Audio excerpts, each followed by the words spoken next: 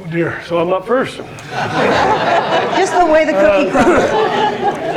Well, okay, let me just start with, I have to decide which hat I'm wearing, whether I'm wearing the hat of a CHL owner, or a business leader, or a person involved in the foundation, or whatever, because I think it depends on which perspective you're answering that question. I think winning, like you can say what you want, winning in anything, whether it be in sport or in business or in politics, winning is very, very important.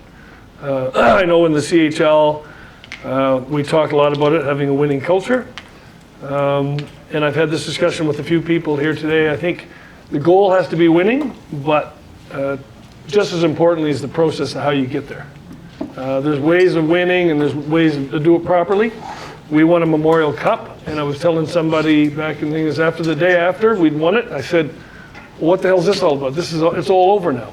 And so we'd won it, and I really realized it wasn't necessarily about the winning the cup, it was the journey that we took to get there. So I guess my message is that winning's important.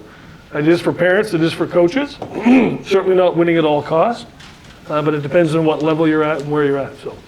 Well, Paul, at Hockey Canada, I mean, you kind of have to find that sweet spot between the high performance and the recreational.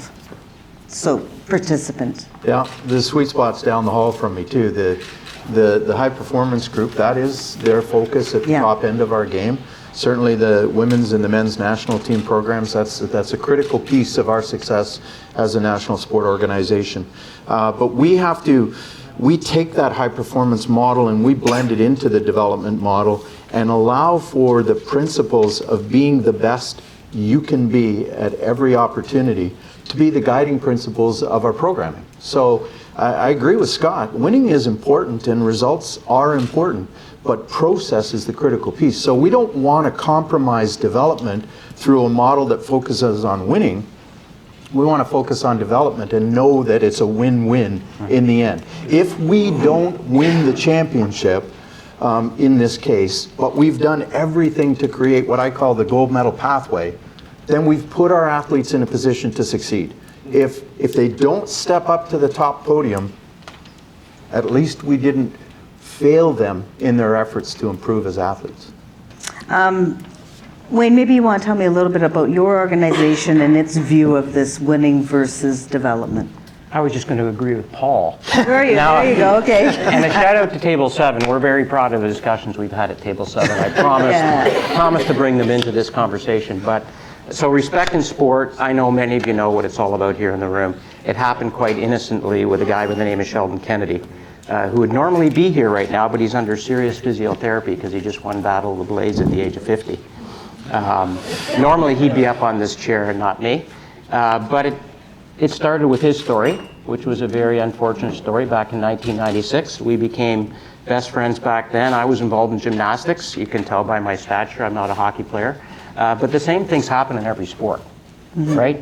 And it's not just the ugly stuff that happened to Sheldon Kennedy. It's the emotional maltreatment, it's the physical abuse that's happening. I can go into a lot of gymnasiums here in Canada today and see ugly stuff going on that's doing nothing to build self-esteem. So our original goal was to try and educate every coach in the country using online learning, which back in 2004 was a very foreign concept and people weren't buying into it. Fast forward to today, we've educated 1.3 million people on these issues, and I'm pleased and proud to say that half of those are parents. Who would have thought 10 years ago that we'd have a program to educate parents? Our table talked about trying to do more. There's tons more that we can do. But I also think we're sitting in a room of people that have put their lives into something that's meaningful, and we shouldn't throw it all out. I think it's important to realize we've done some great things.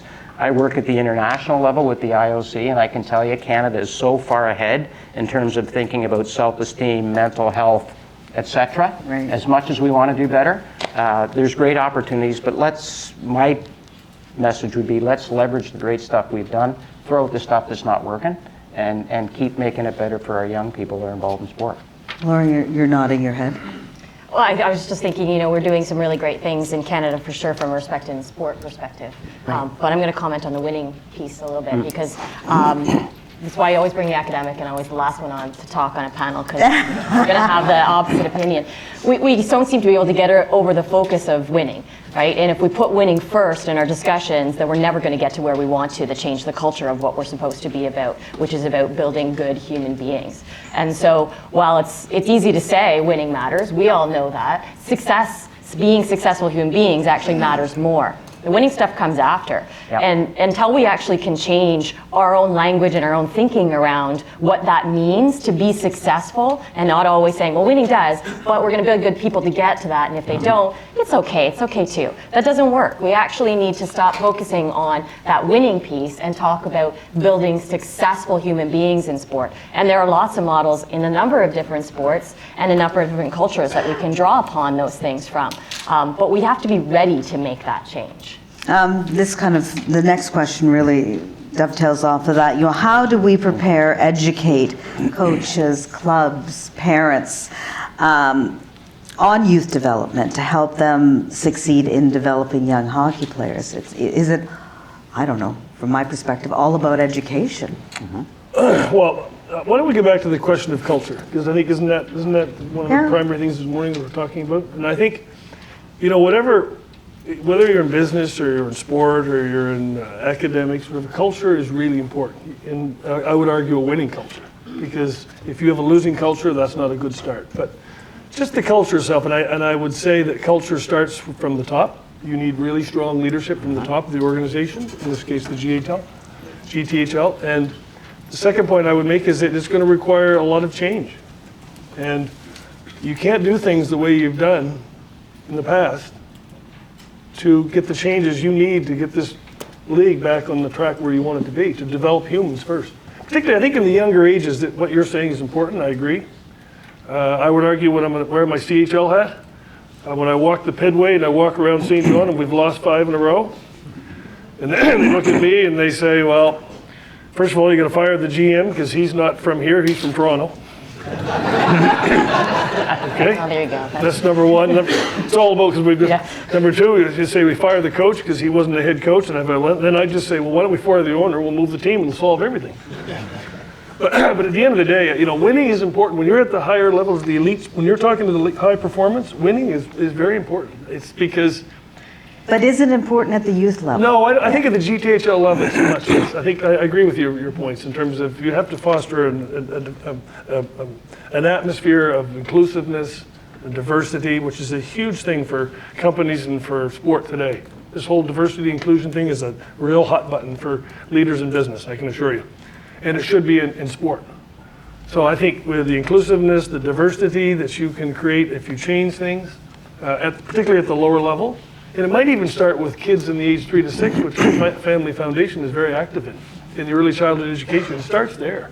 This play-based development to get people active and youth. That's where it starts.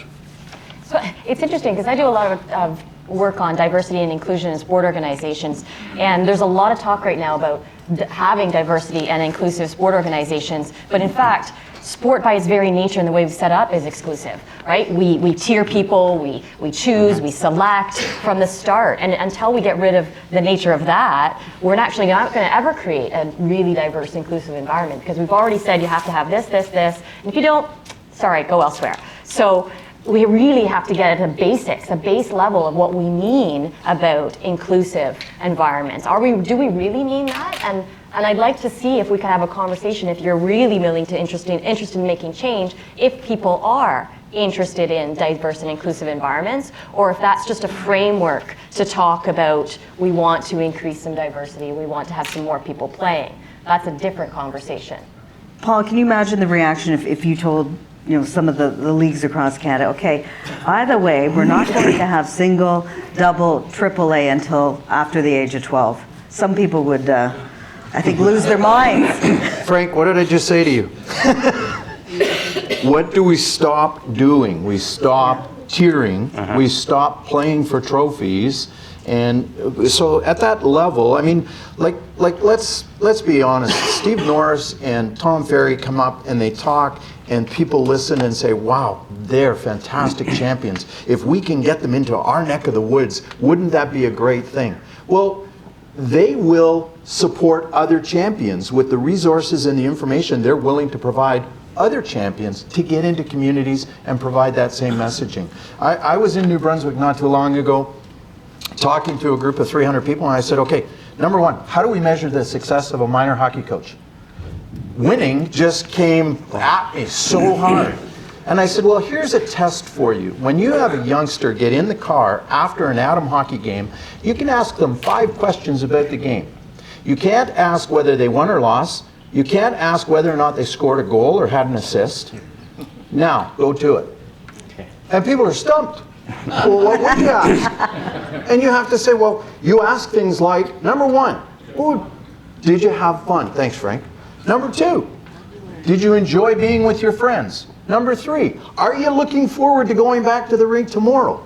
You might even ask, hey, how would you evaluate your coach tonight? Like, those are things that, like, we need to champion the cause of making change, and that means providing, fueling coaches and minor hockey associations with the tools that will equip them to deliver that information.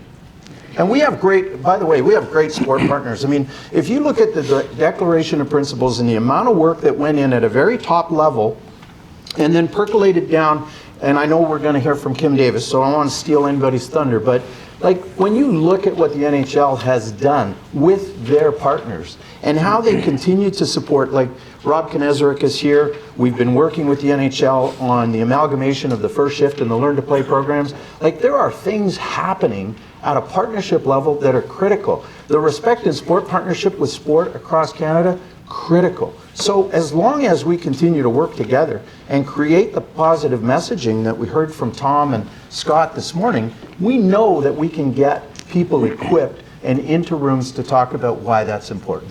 Wayne, were you as shocked as me when Tom put up that slide saying that winning was number 48 on the list when 46. it came to kids? What was it, 46? Okay, too higher. I wasn't shocked at all, Yeah. because that's the world we're in. It really is. And if you really look at it, it's about self-esteem. It's a very fundamental thing. If a kid leaves today with a positive self-esteem, there's a good chance they're going to come back tomorrow wanting to play again. If they leave feeling they sucked based on conversations with their peers, their coach, their parents, probably not want to come back the next day, right? So our fundamental is really, let's build self-esteem and put the athlete first. It's easy for me to say, because I don't have to justify winning. We're all about education and providing people in this room with the foundations to make their athletes and their young people's experience a positive one. So I don't have to deal too much with, oh, Wayne, like, tell me about winning. But I can tell you this, I've been around long enough to know, with my own son's experience in gymnastics, and with a very good friend of mine's experience in gymnastics, Kyle Schufeld. Kyle Schufeld won a gold medal for Canada, first male in the history of Canadian sport in gymnastics to win a medal at the Olympics. And I know he had the most self-esteem focused coach that I've ever met. Didn't tell Kyle to go out and win a gold medal. He told Kyle, go out, you've hit that routine umpteen times in the gym, go have some fun and give her. And he did. He did. And I think Kyle was very motivated to win a gold medal. But a lot of that comes inside from the athletes themselves when they know they're at that level. But we got to get them to that level. And then the coaching becomes almost inconsequential, in my opinion. The audience wanted to know, a lot of the questions were surrounding affordability in hockey, how much of an issue that is. What do we do? Anybody? Sure. Well, we might as well start with where we just finished, which is if we're creating a system that's more inclusive, that's more convenient and accessible, the price comes down. What a surprise. Now I'm not driving across town. We did a study in Alberta and people were spending like $5,000 a year on gas alone to get to and from their child. That's one child's hockey experiences around the province. So the economic model is driven by the competitive model. So change the competitive model, change the economic model. Anyone else have thoughts about affordability? It's a Well, massive issue. I think you're yes, right. Yeah, you've got if you change the structure, then you'll deal with some of the economic issues associated with it. But I think the other thing is you have to go beyond just the structure of the tiering and thinking about the things that we've been talking about this morning around multi-sports and physical literacy, because the assumptions are, I mean, I put it out there, I'm not a hockey person, my kids don't play hockey. And because I don't want them in a year-round sport either at this age. I don't want them going on the ice or thinking they have to do that this time. And because there's this cycle that's become such an important part of what it's about. You know, what I'd really like to see, and I've been thinking about this all morning, trying to figure out, you know, where does the GTHL make a real impact? This organization has such massive cultural capital, and probably one of the big things that you all find is that the kids that come in have no physical literacy, right? They're not getting physical education in schools, they're not active in general. So what about, instead of focusing so much on the hockey piece, you actually focus on the physical literacy piece and be the champion to say the education system and everywhere else, make sure our kids are active and then they're healthy, and then the chances are you're going to get good people into your organizations. And that's a reality. You're not getting the people you want in because they can't move properly in the starting point. So be the champion to make that happen. So I think Laura, sorry, but you know, I think the interesting thing is there is this tug of war between multi-sport and early sport specialization. People will say, well, you know, if we specialize early, we give our kids a better chance to succeed in the sport. So really the system doesn't allow time for them to be in a multi-sport environment.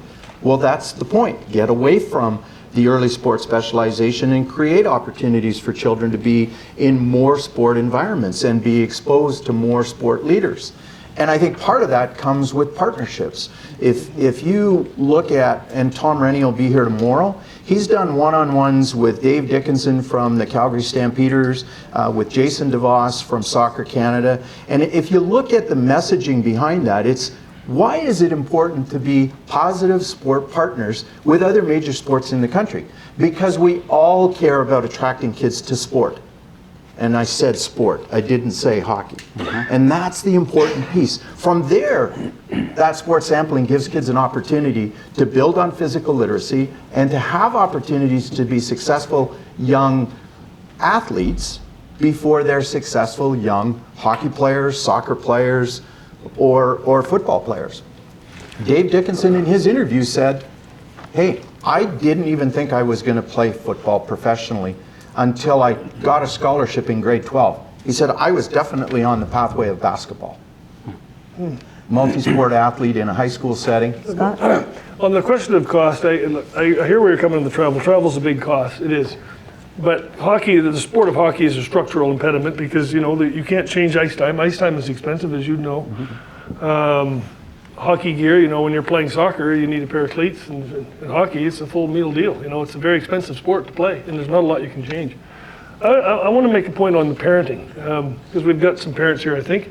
Some of the biggest challenges we have in the sport of hockey today are just the parents. We don't talk enough a lot about that. I mean, parents' expectations of their kids, parents when their thinking behind, you know, was it a coaching problem? Is this their parents? Some of the biggest challenges we have in major junior hockey is dealing with parents, if you can believe it. They put so much pressure on these kids. It's almost crazy to the point where we've had to tell parents they can't even come into our building, if you can believe that. That's how bad it is. And I shake my head because I know the percentage of these kids that are going to make a career out of hockey is like nothing. And yet you are putting this much pressure on your kids, and it probably starts right down when they were 3 or 4 or 5 years old. So it goes back to my comments on the age 3 to 6. You develop those social skills in those early years. Your brain develops in those early years. That's where it's important to develop this whole notion of play, social interaction. All of these things can be developed earlier, and they can carry through, and parents play a big part in that. So, for what it's worth. How do you think we bridge the gap? Another question people had between traditional and non-traditional hockey families. How do we get more non-traditional families in the hockey mix? Well, Laura's passing on this one. Sorry, Well, you just, because we're talking about culture and changing the entire culture of a sport that has such cultural embeddedness that I'm struggling with that question, because I don't see that hockey in and of itself is likely to change that cultural embeddedness. I mean, the fact that we've just said it's too expensive because we have all this equipment and that's mandatory for it, which says to me, I'm not willing to go to the point of saying, maybe kids don't actually need all that stuff. Put a pair of skates on. Maybe there's other things that we could do to build the physical literacy at that age that they don't need all that equipment. But as a parent, you're there, and you let's say you want your kid to be in AA hockey. You see all the other parents, and they're doing this, and you go, Pressure. oh, man, I got to do that too, because otherwise he'll miss the boat. Absolutely. It's very difficult. And as a parent of 2 young kids, there's other parents who were saying to me, and I was telling someone this earlier, I'm that bad parent who doesn't sit and watch my kid play or do what they're doing. What? You don't sit and watch the entire time? Why would I sit and watch them? They're doing their sport, they're doing their thing, I'll go do my thing. I'll come back and pick them up. The same way as I do as I drop off at school. They're at school all day. I don't go in and sit and watch them in the classroom. Are you getting your 80? Did you do well? So until it's just strange, this culture that we have now, that it is, and somebody said it earlier about adult entertainment. We need to be there in that environment. That was very good. Yeah, Laura, I use the expression, they don't put plexiglass at the back of the classroom because nobody comes to watch. Exactly. Exactly. You know, and that's one of the challenges. I wrote down a few notes around, this goes back a few years ago. Rob Kinesiology and I were meeting. We were talking about the Bauer research that was done a number of years ago, mostly Nova Scotia and Ontario. And the perception from non-traditional hockey families was it was too expensive. It didn't look like it was fun. There was an element of safety and concern for their children and the convenience factor. So what we need to do, and this gets back to your point about if we don't change the tradition of hockey and we don't make changes to the culture of how the game is played, then we're not going to see changes occur. So I use the example, I love rugby, I love 15 on 15. Hey, that's a great game to watch. But you know what I really love? 7 on 7. It's a running game, a lot less contact, open field. And I love the fact that a sport makes a change just like that. And they build a new sport. And that's why extreme sports are so popular with kids, because they go out and invent. I mean, where did snowboarding come from? It came from skateboarding. Why? Because millions of kids were on skateboards. Hey, let's take them to a ski hill. Can I get my skateboard on the ski hill? Like, you think about the way kids innovate sport.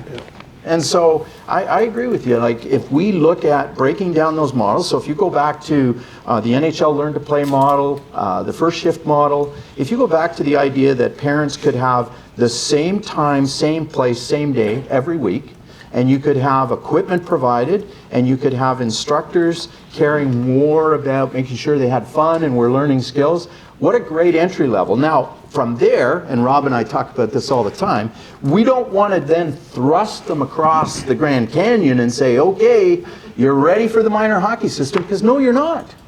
The minor hockey system's got to come to their side of the canyon and say, okay, what do we need to do to make those adjustments? So when I talk to community programs that are offering their programming in a set of 3 or 4 buildings, or maybe even one building, and making it more convenient for parents. This is not about kids getting scholarships, playing on the women's national team, or going on to a pro career. This is about kids leading active, healthy lives in sport. One of the comments, I mean, our time's running low, and I'd just like to say this. I think, one of the part of the challenges is you have to recognize you have a problem. I think people in this room recognize there's a problem, I think. But in the business world, we call it a burning platform. And I think you're at a burning platform stage. And unfortunately, when you get into these situations, you have to change how you do things. To your point, I think, on all fronts, how you approach the kids coming in, what level they're at, whether they start at 12 and tournaments, that's all part of the change.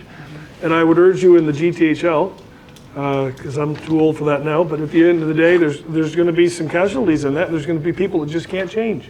It's just the way it is. I mean, in the business world, it's like we're changing, the bus is going down the track, and if you're not going to prepare to change, you get off the boat. And we talk about that all the time. You have to have people in your organization that are willing to accept and deal with change. And if you don't have those people there, then they're not in the right place. They should move on. So one of the best books in business is Good to Great, getting the right people on the bus and the wrong people off the bus. And I say that only because there's so many embedded things in the GTHL that have past practices that you just don't want to do differently. I'm sorry, but it won't work long term unless you take that approach, at least in the world I live in. Sorry, go ahead. Did I mention Table 7 earlier? Yes, you did. Because Table 7, we had a really good discussion about alternatives to ice hockey and equipment, and that is getting the sport of hockey, ball hockey, floor hockey, into the school system. I heard that that was challenging. That saddens me greatly, because that should be a phenomenal sport in the school system. And maybe it takes a little bit of lobbying, leveraging, whatever it is, to expand the sport, kind of like your point, Paul, with snowboarding, right?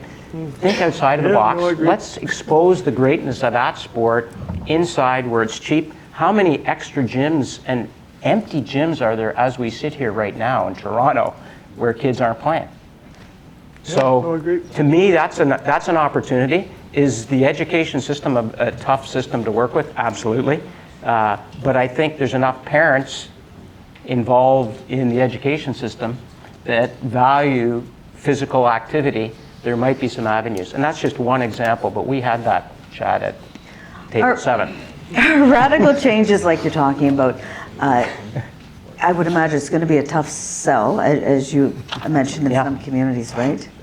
Some aspects, parents, maybe other organizations. Is it kind of like global warming? Okay, we're doing our bit here in Canada, but what about the rest of the world, so we're not really making impact? I mean, this is the largest hockey league in Canada, but, you know, it's still only this area. And then, you know, if everyone else doesn't make the same changes, how does that affect us and our players? And it's complicated. You know, if you look at what We can. the first speaker said, I'm also a big believer in looking at what's best practice. And if the best practice for youth sport engagement or whatever is in Norway, then let's get a bunch of people over to Norway and figure it out. If it's in Germany, if you look in the World Juniors, for example, which you're well familiar, look at the teams that are coming up through the Swiss. The Swiss are moving lights. They're moving at light speed.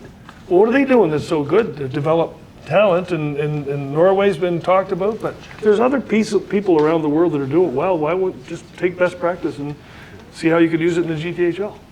Final thoughts, Laura? I think it's a time that needs to happen. There's things that need to happen. And you need to figure out whether there actually is an appetite and a readiness for this change. And not be scared to be that first mover in this space. I mean, what an amazing thing to be able to say 10 years from now, the GTHL did this and is the leader globally in developing kids who also play hockey. And that would be such an amazing thing. So, you know, you're going to have to do some weeding out and thinking about those people who don't want to make those changes and move that agenda forward. And it's going to be difficult, but good luck. Wayne and Paul, final thoughts? Well, I think hockey is our identity, right, in this country. So I think it's up to hockey to try and figure this out on behalf of all sport. I haven't seen this type of room and enthusiasm and leadership from other sports. So I think you're on the right path, and I think, you know, hockey could very well be the best practice if we do it right for the rest of the country, because it's about keeping our kids involved in sport, period. The options to that are not good. They're not healthy. So if we continue to be the leaders through hockey, then I think that's a very exciting commentary, and this room's kind of the beginning of that. Yeah, I see myself as a sport advocate, so I think it's important to applaud all sports, knowing that they all recognize the need to draw youngsters into sport. So those partnerships are valuable to me, they're valuable to hockey. So I think it's always important to recognize that. I think you create those relationships and partnerships, and sometimes even come up with innovative strategies to have, you know, hockey and soccer working together, or hockey and baseball, or hockey and golf, or golf and baseball. It doesn't matter. Sport needs to work together collectively. The second thing is, I mentioned earlier about creating champions. We're spending a lot of time on player pathways. People know all about player pathways because we had the cross ice issue, we have the half ice issue. So as we introduce what is right for children at their age, based on great information from Steve this morning, recognize that we need champions of those player pathways, because there's more to come. What should we be doing at the Atom age level? What should we be doing at the Pee Wee age level, Bantam and Midget, to keep kids in sport and to make sure that they have a meaningful experience? Paul, Wayne, Scott, Laura, thank you very much. We really appreciate you coming here and stirring the pot a little bit more. Thank you.